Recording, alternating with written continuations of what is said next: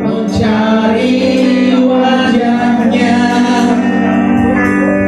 berseru, berdoa, bersujud menyembah, menikmati kehadirannya.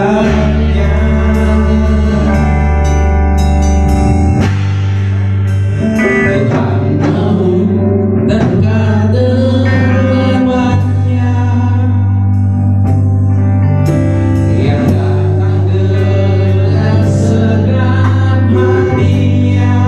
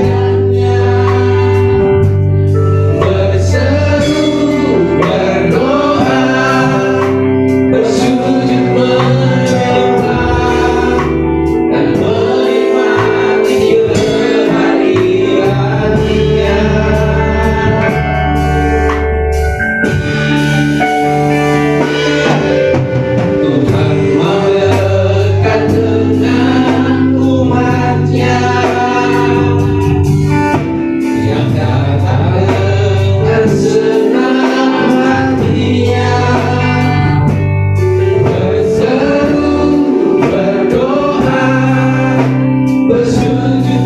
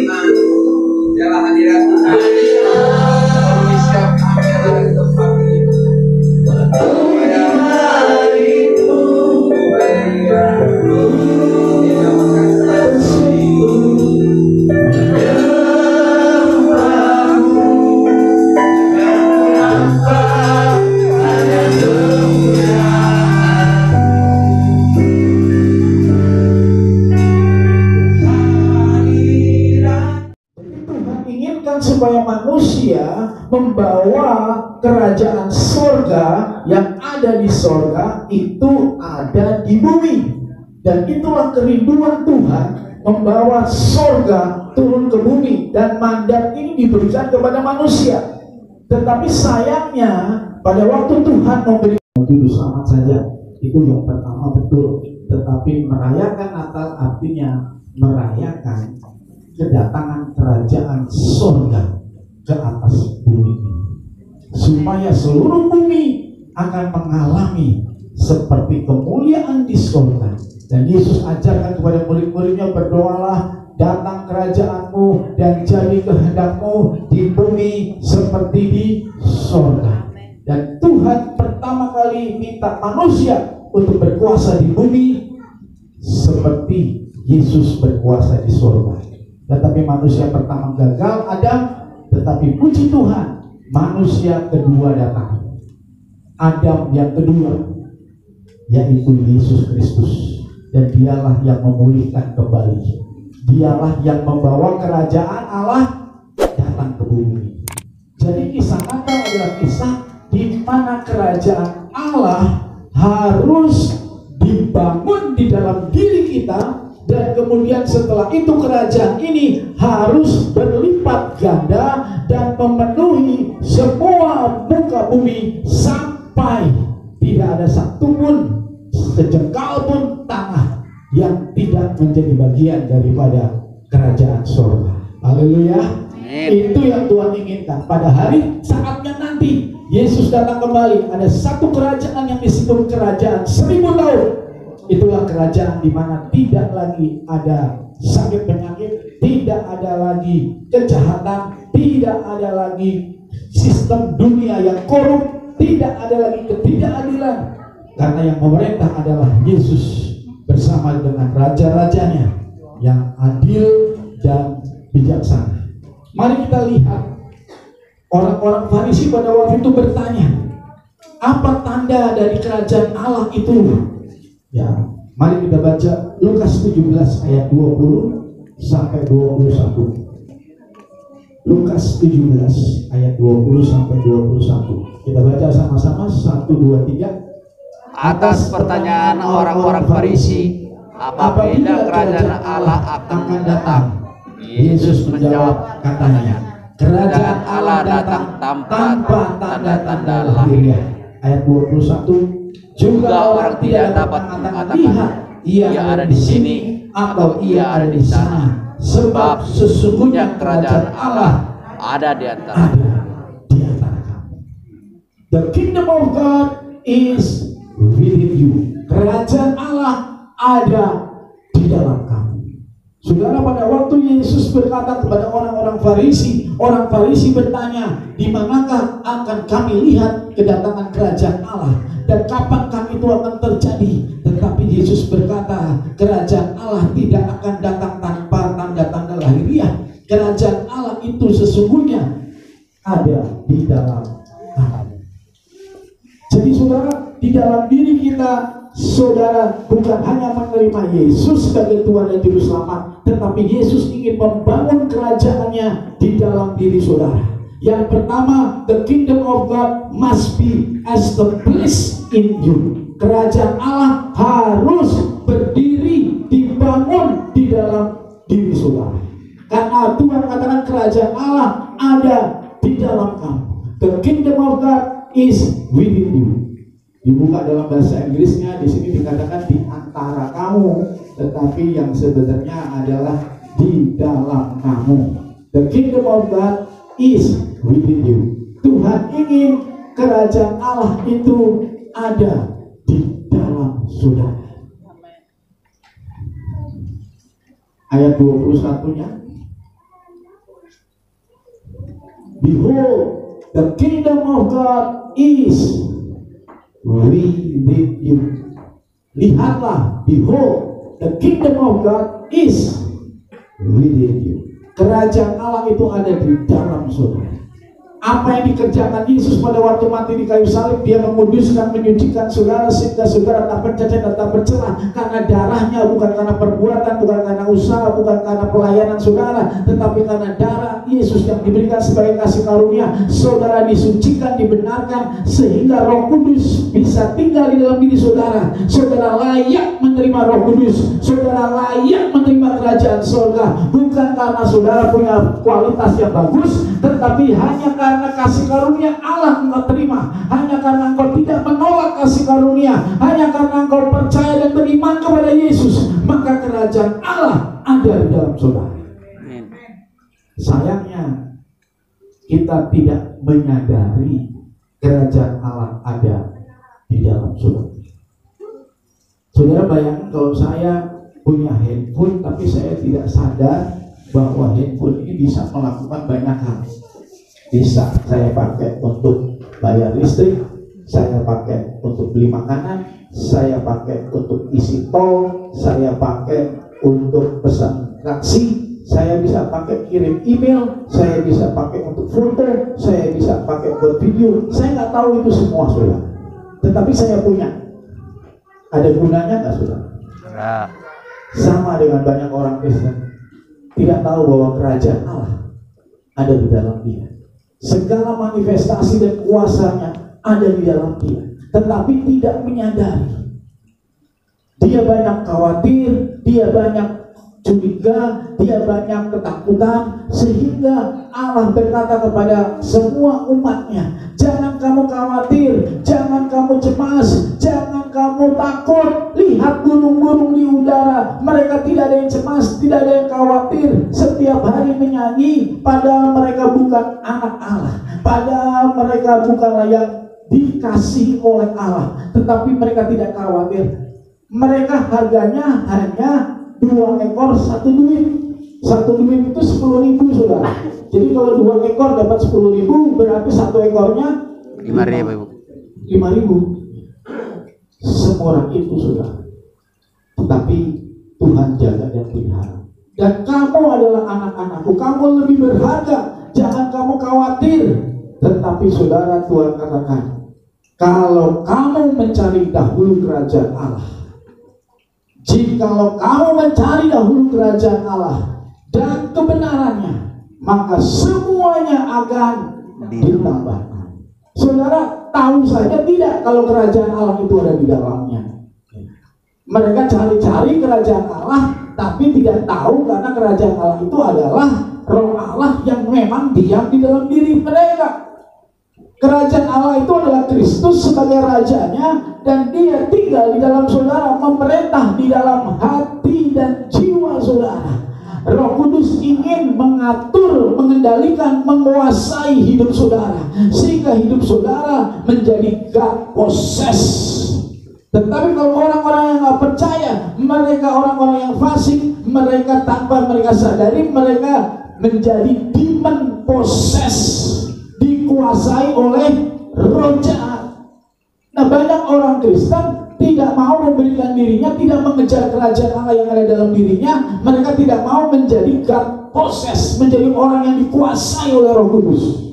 Sehingga kalau mereka tidak mencari kerajaan Allah, mereka ada di sini. Mereka khawatir, mereka cemas, seperti tadi, ya kan? Awal mulanya keluarga Amanda cemas, khawatir, berantem dan terus menerus, ya.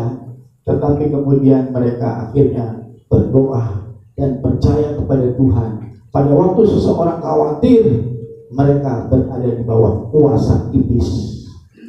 Ya, tadi saudara lihat bagaimana iblisnya, wah, senang. Kalau saudara khawatir, iblisnya senang, saudara. Ya. Kalau saudara cemas, iblisnya senang. Karena apa? Karena dia tidak punya kuasa untuk mengaktifkan kerajaan di dalam dirinya. Dia tidak punya power untuk mengalahkan segalanya. Saudara, pada waktu engkau khawatir, engkau menjadi demon possessed, dikuasai oleh iblis. Tetapi pada waktu engkau menjadi percaya, beriman, berdoa, dan tidak khawatir mengejar kerajaan Allah dan kebenarannya, maka engkau menjadi God possessed, dikuasai oleh Allah, tidak dikuasai sama iblis. Dan mari kita lihat, saudara, di dalam Matius pasal 12. Kita lihat Matius 12. Matius 12 ayat 28. Baca sama-sama Matius 12 ayat 28. Tetapi jika aku mengusir setan dengan kuasa Roh Allah, maka sesungguhnya kerajaan Allah sudah datang kepadamu. Ketika saudara mengaktifkan kerajaan Allah, maka saudara akan punya kuasa untuk mengusir setan.